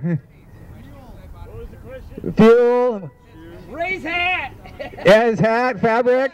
Raise hat, man! I mean, it's just amazing the number of things that can be made out of hemp. You know, it's just you know, all the different parts of the plant, pretty much. You know, you got, of course, obviously we like the flower parts and the leaves, but there's all the oils that can be extracted from the seeds that can be made into fuel. Plus, the seeds are very nutritious. They have, you know, a tremendous amount of various amino acids and things that are needed. The stalks, you have the outer part of the stalk is the fiber that makes the paper and the clothing, and fibers to reinforce building materials. I always like that. Hemp concrete, that's kind of cool, you know. Yeah, it's lumber from the fibers. So you know, then the inside is the herds. It's kind of the woody part. So that's the part that can be fermented into methanol. You can make methanol out of that, you know, another motor fuel. The surgical goop that you can make out of pot to put on surgical wounds that protects us from something called MRSA, methicillin-resistant antibiotics. Marijuana will treat bacterial surgical infection like nothing that comes from a pharmacy. It's incredible. The fact that marijuana is being used to treat Jeff Elton out in Colorado for type 2 diabetes. Did you know that marijuana helps diabetes? That's something from God. The more I handle this stuff, the more good news that comes through. For the cops to say we want to stall you because we want more research is just to hit them with bigger rocks. They're stupid. It's doing nothing but coming in very, very positive. This goop that I'm talking about is going to revolutionize surgical science, because when you think about any of your relatives or friends that have ever had a horrible infection post-surgical, and they can be treated with marijuana, the goop, instead of these poisonous antibiotics. All antibiotics are poison. All antibiotics poison your kidneys, your liver. They wreck you. Pot doesn't do any of that. It's just simply amazing. It really actually is a medical phenomenon. Yes, excellent. Definitely the medical uses of cannabis are endless. They're just starting to discover all that. Another thing is the oil that comes from the seeds. You know, you can use it as a cooking oil. You can use it as a motor fuel. I think there was a guy in Missouri that had the hemp mobile. It's like the body can be out of hemp. They can run on hemp. And hemp is just a very valuable resource. And the founding fathers, the colonists, when they came here, if they hadn't brought hemp with them from Europe, they probably would have perished in the new land. You know, and it's so valuable they had to go to France to smuggle seeds back just to keep it going during the revolution. So, you know, in today's modern times, they're forgetting about how important it is, but it's a very valuable resource. So let's hear it for hemp, hooray! Okay, anybody else want to grab the mic here? It's like Ray refreshed, huh? All right. Yeah, like Carl said, you listen to the people up here talking, things start clicking. Well, I've been listening to people talking, and I got nothing but love for everybody that showed up today. Man, I'm really happy to see a lot of new faces and a lot of people in support of marijuana law reform in the state of Iowa. I can't thank you enough. And some old friends I haven't seen since high school are here. They knew me back in the day. I think one of them even had my old man for a teacher. I think two of them had my old man for a teacher. I think a guy, yeah, I think two people in this audience had my dad for a teacher at Weeks Junior High School. So, my dad was a teacher, I'm a street preacher. So, I want to thank you all for coming out. I'm going to give the mic to anybody else who wants to talk, and then we're going to start winding things down, and we're going to, we'll give you the address, and if you want to do any type of, what do you call that when like everybody a caravan. The caravan is on its way. Yeah. Hey, who's got that van with the Colorado emblem on it out there? Anybody here has that van with the Colorado? Is that you? Is that you? That guy? That guy up here, he's got the Colorado van? All I know is somebody said it. Somebody's got. Oh, we got the Rocky Mountains on the side of our van. Oh, you got the Rocky Mountains? Okay. Okay. So yeah, we'll say in about. Yeah, in about 20 minutes or so we'll break it up. But I really want someone to get up on the microphone and have something to say about reform marijuana laws and freedom. Thank you, honey. Hi, my name is Ashley. Yeah, Ashley.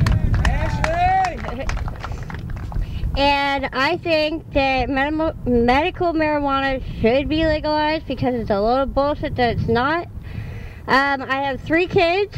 I was in a head-on car collision about 6 years ago. Shattered a lot of bones. My dad got me started on pot about 5 years ago. Thank you, Dad. And it helped out a whole lot better than any medicine they ever gave me. And I got arrested for pot about 3 months ago and still working on trying to keep them from taking my license. So I think they should legalize it and definitely take the medical attendees out there for it. So, hell yeah for marijuana. Thank you for speaking up. I really appreciate that. I appreciate everybody that took the time and got on this microphone today. I guess I'm making a call for more people to speak, but I invite everybody to the. It's going to be at a private house. It's over on the south side. It's close to the zoo. You got that? You gonna cut that?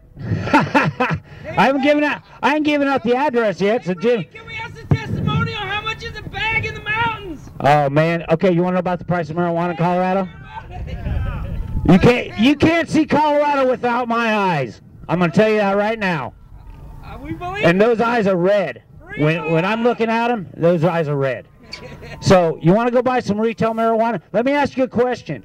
This is on the low. This is all you people that know where to get some. How much does an eighth of marijuana cost you off your friend here in Iowa? $60. $60? $50 sometimes, depending on if it's a good friend. Bullshit, 60 bones. 60 bones? 60 bones, okay. You go to... Hey, you be ready. Get back up there. Get him. You fall off the steps? Okay. So... You pay $60 for an eighth of marijuana here. Basically, what, 100 or 120? I mean, I think that's what the price is here. $100 a quarter ounce for the kind weed. $3.50 a zip. $3.50 a zip. Depending on who you know, it might be $3.25. $3.50 a zip. It might even be $300 if you really know somebody. $3.50 a zip. Yeah, $3.50 standard. What is it, like $4.80 out there? Yeah, so you go into a retail store to buy. You know, that's a beautiful thing. I waited 4 hours on New Year's Day in Pueblo, Colorado, the first day of retail marijuana sales. I have my Colorado red card, my medical card. My friend Mike, he has his red card. None of us were going to make an actual purchase that day except his girlfriend, because all her life, you know, this gal, she's, you know, close to 40, but since she was smoking in high school, she, like all of us, we want it to be legal to where we can walk into the store and purchase it. Okay, hasn't everybody always had that idea that they want to do that someday? Or it should be available that way. Or that it should be available. You know, I'm not talking about at the 7-Eleven or nothing like that, or Walmart, because I don't shop at Walmart, and so I don't want them to be selling weed. Yeah, because they don't sell cheap chews. So, everybody growing up, when they first got introduced to marijuana, they had the idea of, man, that'd be great if I could just walk into a store and buy it. You know, without the fear of handcuffs, without the fear of some shady dealer shorting them their weight, shorting them the product, selling them some straight out bullshit. Okay? So you go to Colorado. You're 21 and over, so make sure you're 21 and over when you try and go buy retail marijuana in Colorado. And you have an ID with you. And it's going to cost you about anywhere from $50 to $60 an eighth. So you ask me, damn, I can get that here for 50 an eighth. You know? But it's not going to be consistent. There's always going to be the risk on not only you, the consumer, but on the person selling it. Everybody down the line takes a risk to get marijuana in a black market. Okay, and you wonder why? Oh man, why is it so expensive here in Iowa? Fuck, everybody's taking the risk. You know, that's why the prohibition drives the price up. That's why it's $3.50 a zip. But that's why it's in the retail world in Colorado, it's $3.50 to $400 zip. That's with taxes, but that's without handcuffs or any threat of handcuffs. You can walk out the store, you can get in the car, you can take it home. And another beauty of Colorado is I can grow 6 plants in my house. I got one growing right now just as a symbol. It's been growing since last summer. But once I get back, don't say one, Ray. well, once I get back, believe me, my plant count's going to get increased. So I'm pretty much working towards this day, and looking forward to my trip back to Iowa and everything. I've been in Colorado almost a year. And it's the most beautiful thing, man. I mean it. I see miracles every day. I see a miracle every day. I can walk into a store, purchase my medical marijuana, and take it home. I can buy 2 ounces a day as a medical marijuana patient. Thank God. God bless. Let's give Ray a round of applause! And here's the thing. Carl, what you got? Well, you can buy plants that are already grown, and then you can clone those plants. But in Denver, there are places you can buy seeds. They're for like 7 seeds for $50. And then, but basically that is a good question, Carl. Where do you get the seeds? And there are only a few places, mainly in Denver, that sell the seeds. In Colorado Springs, there's only one place I know that sells seeds. It's because it's all about genetics. You got to own the genetic of the plant. Hey, I know it's more science involved into just something simple. So, but yeah, they do a lot of cloning. I mean, I can buy plants and clone the plants, and I can start my plants from there. But it's a beautiful thing what's going on out there. I encourage everybody to go out there and visit me. I'll take you on a tour. I'll even give you a complimentary treat for coming to Colorado. So, I mean, that's something out there. It's a whole new world. I mean, it's like another country out there. It's incredible. And like Bob was talking about, my friend iBake Denver. If you ever get to Denver, Colorado, go to iBake Denver. It's a private members club. It's $10 for the month. You can openly consume marijuana in there. It's a head shop. You can actually pay for your membership, buy your pipe at the counter, have some weed with you, load it in the pipe, smoke it, and then pay for your pipe. Right in the fucking business. And it is a fucking great country in Colorado. What's that? You want to say something? All right. Hey, she's thinking something. I'm all right. I got to just make sure I don't take a tumble. So. All right.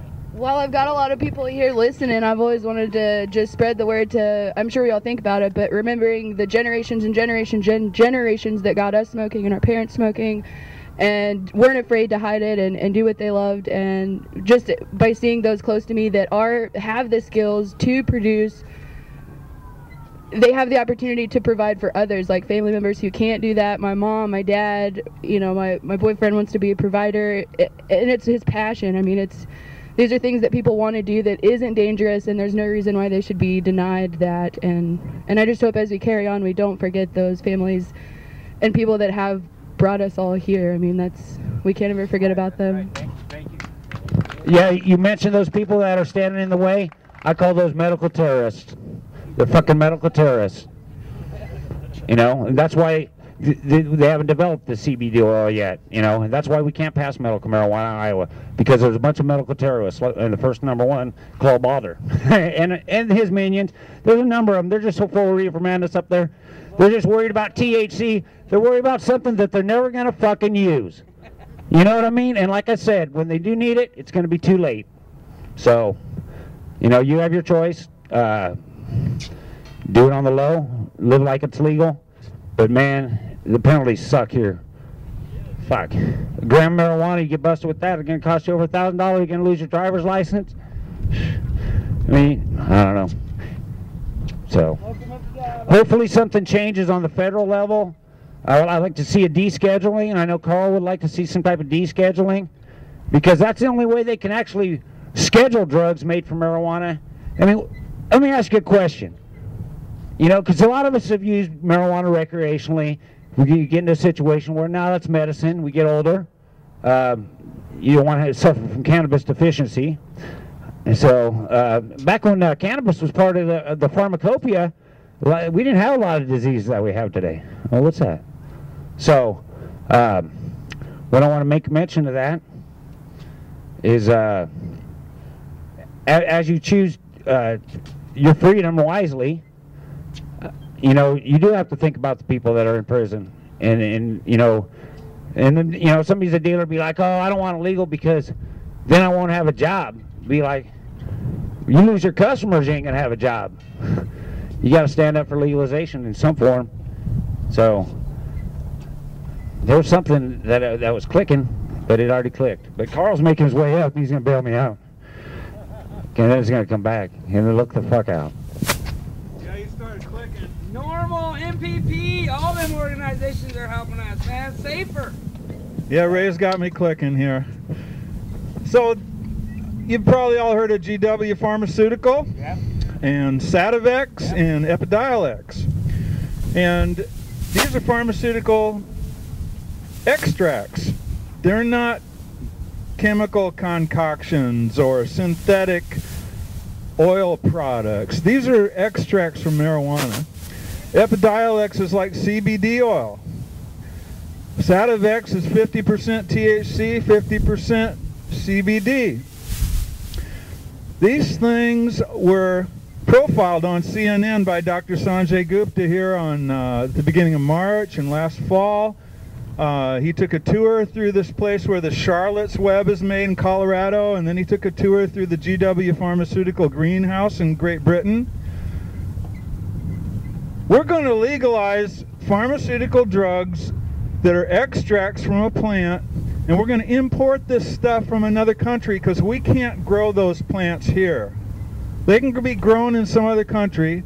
This pharmaceutical company can make a killing off of this, make a fortune, because we're too stupid to grow this stuff here in the United States. So I wanted to make that point because I want you to know the difference between that and Marinol. Marinol is synthetic THC, been legal since 1986, was transferred to Schedule 3 in 1999. 100% THC, made synthetically, no plant involved in the process anywhere. 95% pure, the other 5% is pure toxic, it'll poison you. And that is what is going on here. So you got to look at all this stuff from the bright side. The bright side is the FDA is about to approve 2 medicines that come from a plant, and you have to have a plant to make them, and that is going to provide an incentive for people to make an argument that this should be legal to do this in the United States. There's no reason why we should import this stuff from another country. What the hell is wrong with us? Anyway, thank you. Yeah. Carl, what about the Coptic religion, man? Oh, I don't know. When I started buying pot, it was like 15 bucks an ounce and a couple $100 a pound or $100 a pound. I don't know. This is. He bought it by the ton, didn't you? Yeah, I bought it by the ton. I got arrested for 20 tons. I got arrested and went to prison for 20 tons of marijuana, unloading a boat from the Caribbean up in the Bangor, Maine area. So. Let's get some of that. Yeah, nothing beats growing your own, I think. Word on that. All right, go ahead, Jimmy. The reason I brought that up is to bitch about the Federal Reserve and how it's devalued our dollar. How, you know, I mean, I remember the days back in the 70s, an ounce of pot was 30 bucks, 40 bucks, 40 bucks. Maybe it was really good, it was 50 bucks. So it just shows you what's happened to our dollar. You know, a gallon of gasoline was 35 cents and a pack of cigarettes was 35 cents. So you wonder why everything costs so much. Just look at the Federal Reserve and bitch at them for destroying the value of our money.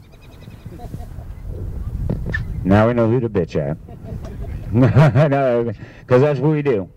It's you know, and that's the thing about marijuana legalization and marijuana law rights and everything is it covers so many issues. You know, that's going to solve so many problems. You know, everybody knows the problems it's going to solve. And we've already seen that, you know, the crime rate's gone down at least 14.6%. I know Bob told me earlier, he said the crime rate went down in Colorado 400%. I said, no, it didn't. 14.6% of violent crimes have gone down since legalization. I mean, that means victims, you know, weren't victims. You know, if you can save 14% of violent crime and thefts, so that's a good thing. So these are the things that they don't consider: residual money, the cost of incarceration.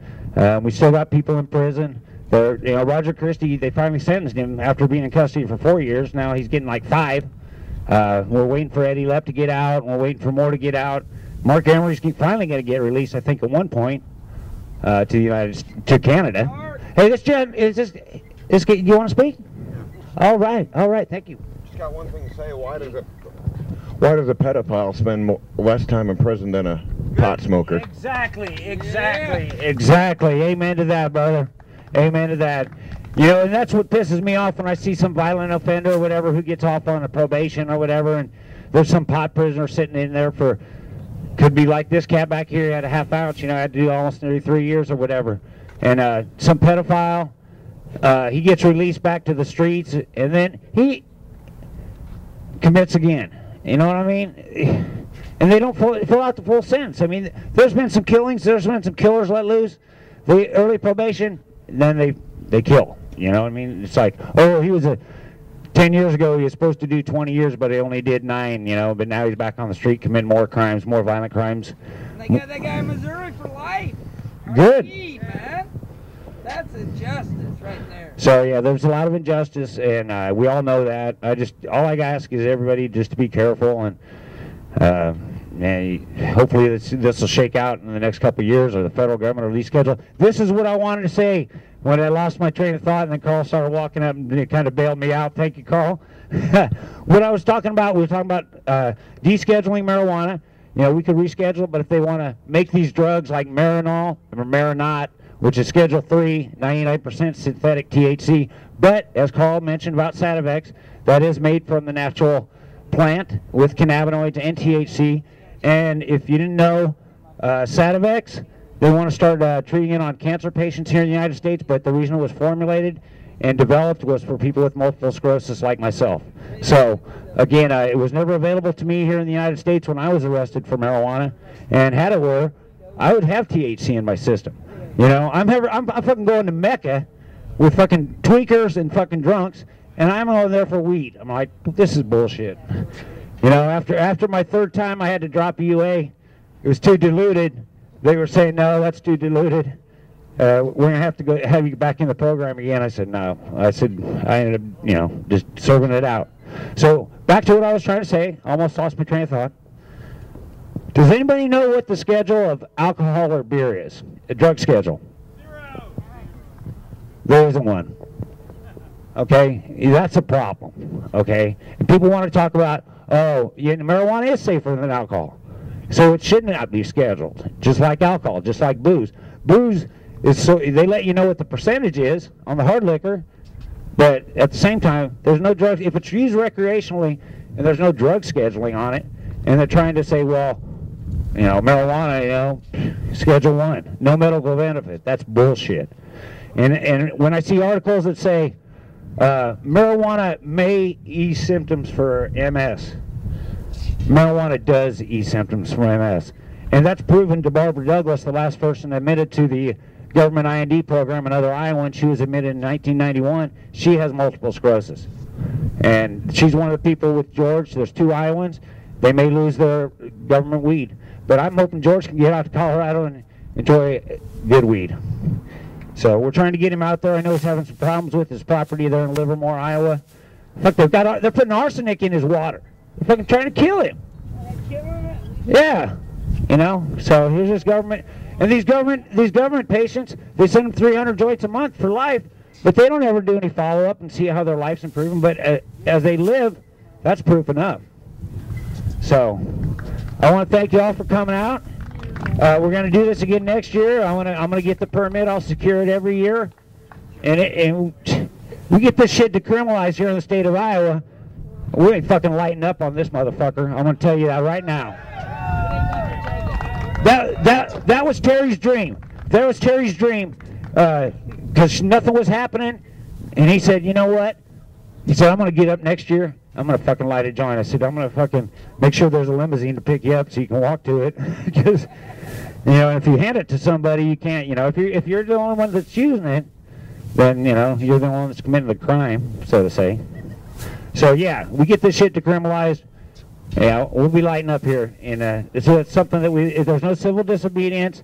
I appreciate everybody being respectful today. Sometimes when there's a bigger crowd, I was able to slip into some groups here and there, and the smell of freedom was in the air. And the smell of freedom will be in the air shortly. So I invite you all to come to a little backyard picnic.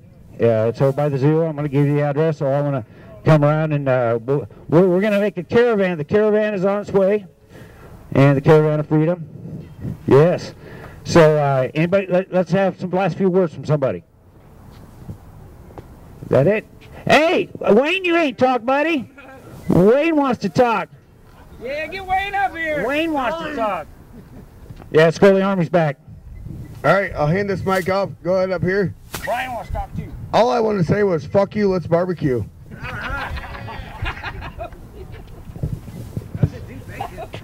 I'm Brian Littlejohn, and I want to give a shout out to Buddy in Canada. No prison for pot. Thank you all.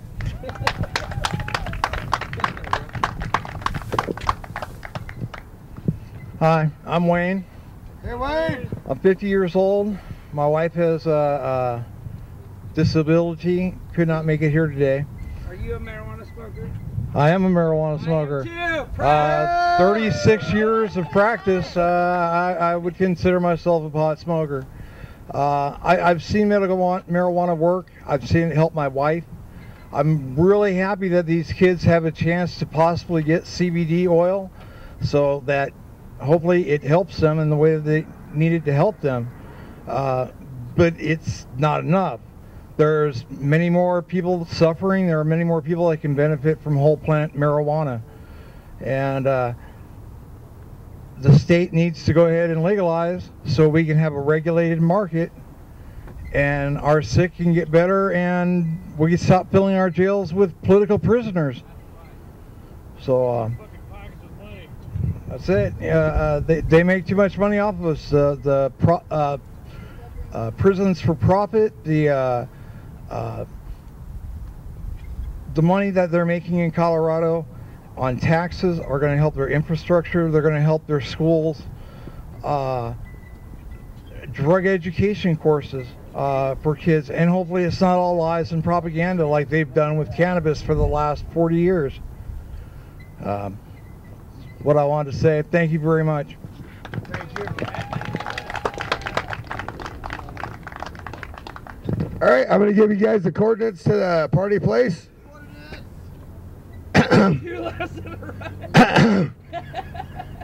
Hey, you. Marijuana. Marijuana. Hey, hey, get high.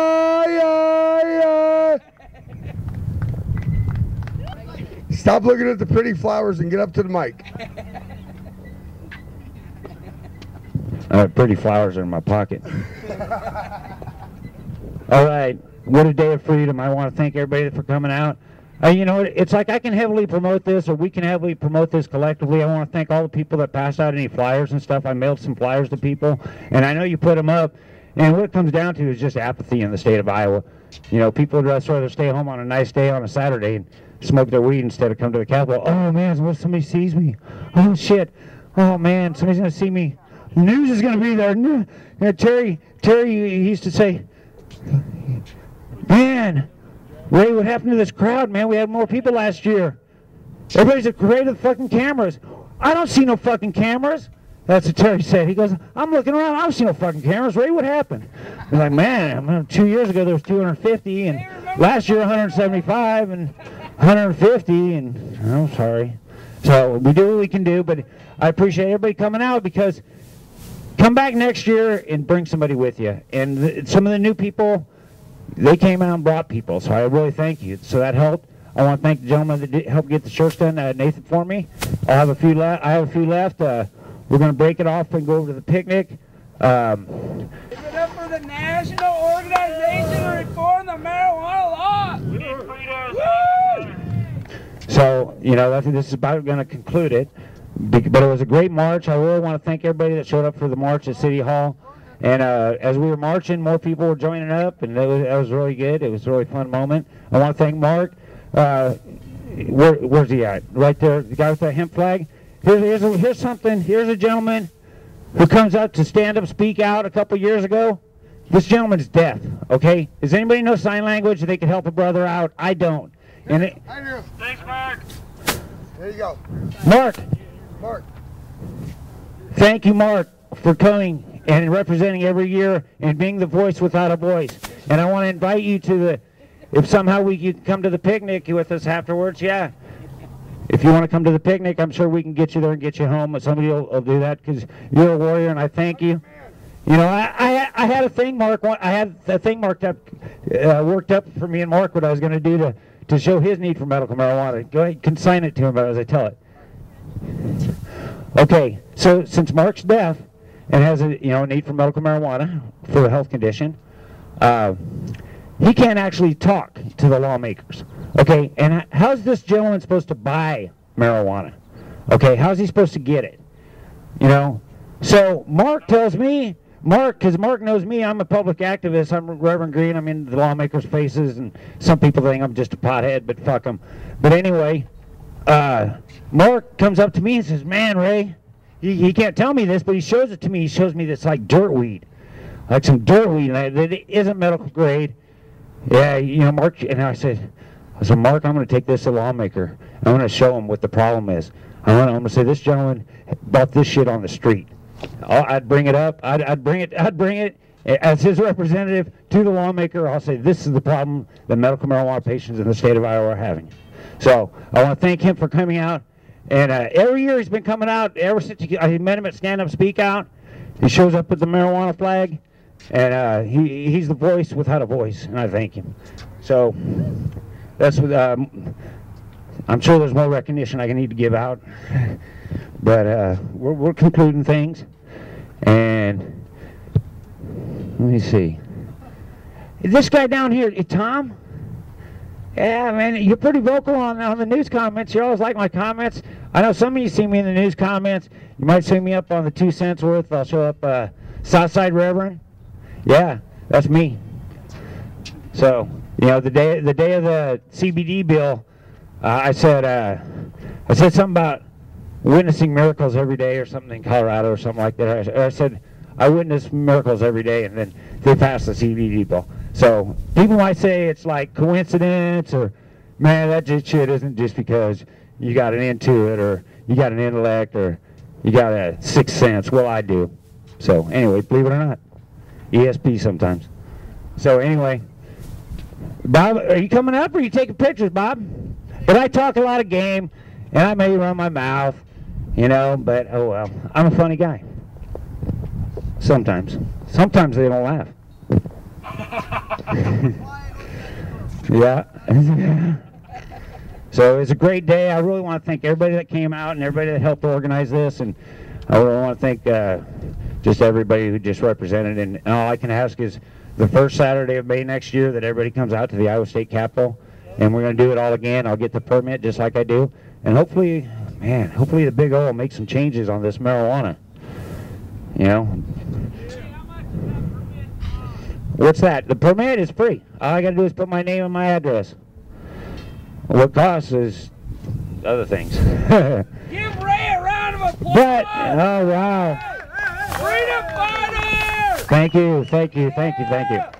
I appreciate it. You know, I wouldn't do it if I didn't believe in it. So, you know, I don't do it for a spotlight. I believe in speaking up.